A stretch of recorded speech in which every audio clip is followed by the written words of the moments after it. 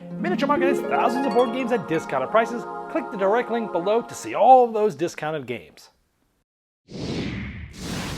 Hello my friends, it's the Game Boy Geek here. Today we're going to be having cats that are stretching out in all sorts of different positions, and we're trying to make sure that they fit on the boat in all the different rooms as good as possible. Today we're taking a look at Isle of Cats Duel. This is a standalone, not expansion, to the original Isle of Cats. This is a standalone game for 2 players only. Let me show you how it's played. I'll see you on the other side.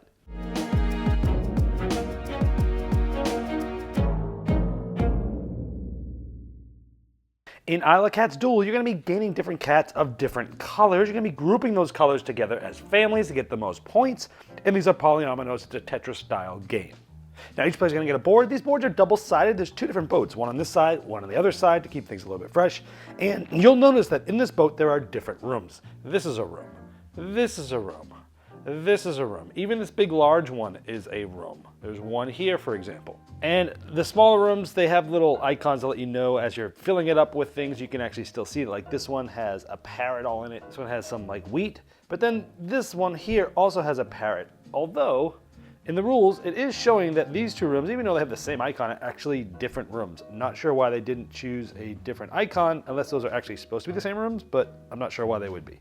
The game is 4 rounds long. On your turn, you are going to take this cat, and you're going to move it adjacent 2 times by default. There's little paths, little cat paths that you can see, but usually pretty much anything it's adjacent. So you can go 1, 2, or you can go 1, 2, or you can go 1, 2, or you can go 1, 2, something like that. Now, when you do that, let's say I went 1, 2, you can take something from where you came from, where you moved through, or where you ended on. So any of these 3 things I could have taken. So it's okay, I like this one, I want to take this cat. Now the first cat you can place anywhere. Now, as you do this, you can flip it, you can rotate it, you can't go on other tiles, you can't go off the board. Now if I do something like this, you'll see that there's these treasure maps. This is green. If you cover the green treasure map with a green cat, you'll get one of these treasures. There's a bunch of each shape, but there's only 4 shapes, so maybe I want the big long one. And after you place your first cat, everything else has to sort of go, you know, at least orthogonal adjacent to one thing that you have on the board. Now, why am I covering these things up? Well, rats are -1 at the end of the game. Every rat you see is -1, so covering those up essentially is getting you a point per rat, and now I'm working on this room here. Now let's say the next player went, and I went 1, 2, and I got another green cat. And let's say maybe I place it like this. Now you're trying to group cats of the same family next to each other, because at the end of the game, if you have at least 3 of them, you'll get 8 points, all the way up to, if you get 5 of them, there's 15 points, and everyone after that is an additional 5 points. So grouping cats together is one of the main ways to score. Now, in addition to getting cats, you can get some of these cards. Many of them are goals, like 9 points if you have exactly 5 blue cats on your boat at the end, 12 if you have exactly 5 visible rats, 7 if you have the largest family of cats, like the one color has the most. Some of these are abilities, like gain 1 fish for each treasure on your boat, or take any 2 treasures. Well, what are fish? Everyone starts with some fish, and some cats, once you get them, if they have a fish icon on them, when you place them, you'll also get another fish. You can spend these fish as many as you want to do these different things. Like you can spend 1 to move an extra space to get a different item on that board I showed you. 2 can jump anywhere. 1, you can take a treasure. 2 can take a treasure. 3, you can choose any 1 extra thing to take when you move. So take 2 things instead of 1, for example, on that board. So fish give you some different abilities. Now, the round will end when either both players pass and don't want to move and do anything, or there's no legal movements left, or the board's empty. Now, you play a total of 4 rounds. Your points at the end are going to be -1 for every rat you see. Each room you don't complete is worth -5. Your cat families, we already talked about scoring those. And lessons, those were the special gold cards. At the end of the 4th round, whoever has the most points is the winner.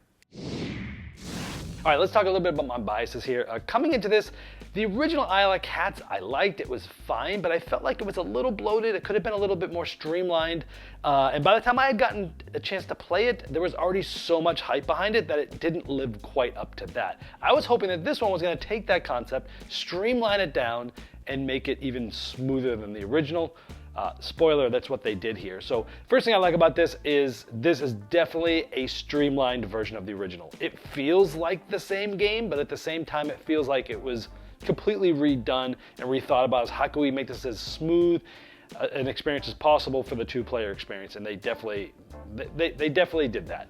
I like the abstract movement, and I like card drafting as well, a lot, but with 2 players, this works better, where you're moving this around, you're moving the cat 2 spaces by default, you can take what you left, what you moved through, what you ended up on, and I like that because it's a little abstract game. It's like, oh, I want this, but I want that, let me move over here because they might likely move me over here, then that will give me this. I like that. It works really well. Bruno Cathala did this with Splendor Duel, where he turned it into, instead of just taking gems, like you have a little abstract movement to do it, and it works so well in 2-player games, it does here as well. I like that you're deciding as you're taking things between cats, goals, or abilities. Now that's the same as the original game, but they're sort of spread out in a way that it works. You're still doing the same thing, but the abstract movement does that a little bit different ways. But you're always balancing. Do I want the cat? Do I want the gold? Do I want this ability? Do I want treasures? Different things to pick about and go through on the board, and the board's laid out in a way that makes it good. I like that the selection is definitely more aggressive in this 2-player game, right? So you can see what goals or lessons the other player has drafted. Hey, have exactly 5 cats, or have the most of one family, or this and that. And you can see what they're going for, and you can definitely draft that from them. There's a goal out there that says, have the most treasures. If the other player has way more treasures than you, that's going to be an easy 7 points for them. You might just draft, if there's not a great hands-down cat that you need, go over there and grab that and take it from them. Because otherwise, in a 2-player game, that's a huge swing, right? 8 points for one turn. Either they're going to get it, or you're going to stop them from getting it. And I like that. If you're close to them and they're winning, you can get that and then go ahead. Then it's like a huge swing. That's a 16-point swing if the card was 8 points. So I like that the selection is more aggressive in the 2-player game. Everything's open, and it can be a little meaner, right? Because in card drafting, you're kind of just drafting things. You look at your own card. Here, it's like, I know what you're going for. I know what you need. I'm going to deny it to you if there's not a better choice for me. I really like that. I think that's what really separates this game from the original is, wow, it's a lot more aggressive. Some people might not like that. You don't have to play it that way, but you can. And so that it's got a little bit of teeth there, and I like that aspect of it.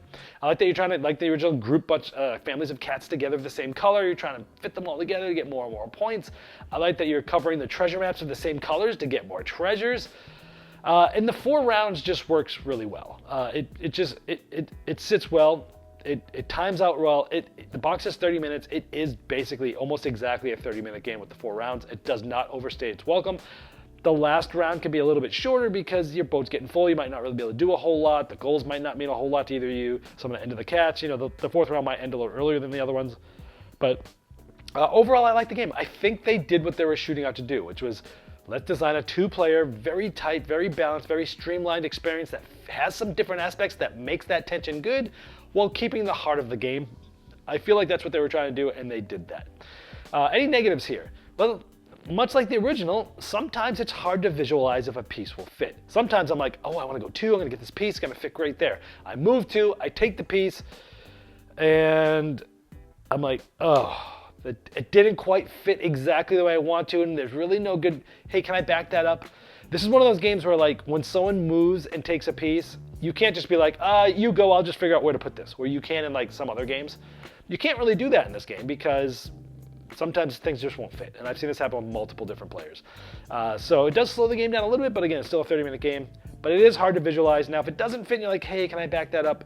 They know what you were trying to do. Not a big deal, but I mean, that's just the nature of polyomino games. Sometimes you can't tell if a piece will fit. Even though they have the grid on the board, which kind of helps, you sometimes just never know until you really get it there in that spot. That's a little negative there. You might be doing some takesies, backsies a few times in this game. And it's not like that gets better over time. That's just going to happen just because of the visual nature of the game. The other thing is, I showed you in the overview that on one of the sides of the board, there's different rooms, and I like that they put symbols on there so you can see when you're covering them how many you have left. But one way on the left has a parrot, one way on the right has a parrot, but the rules shows that they're different rooms. They're clearly on different sides of the board. I don't understand. They're different rooms. Why weren't those different symbols? There's a gazillion different symbols you could have picked. Why'd you pick the same one? That was a little weird. But other than that, I think you know what you're getting with this. If you liked Isle of Skye before, you're probably going to like this. If you didn't like Isle of Skye as much before because you felt a little bloated and a little less streamlined, but you want a tighter, streamlined experience for 2 players, I think this is what this does. You should be able to know if this is for you. This is the Game Boy Geek, breaking down barriers, growing relationships, and board games, and helping you find out when you love.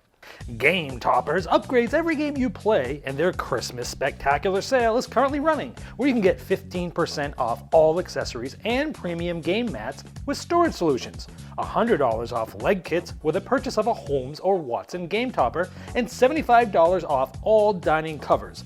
The sale runs through December 22nd at GameToppersLLC.com.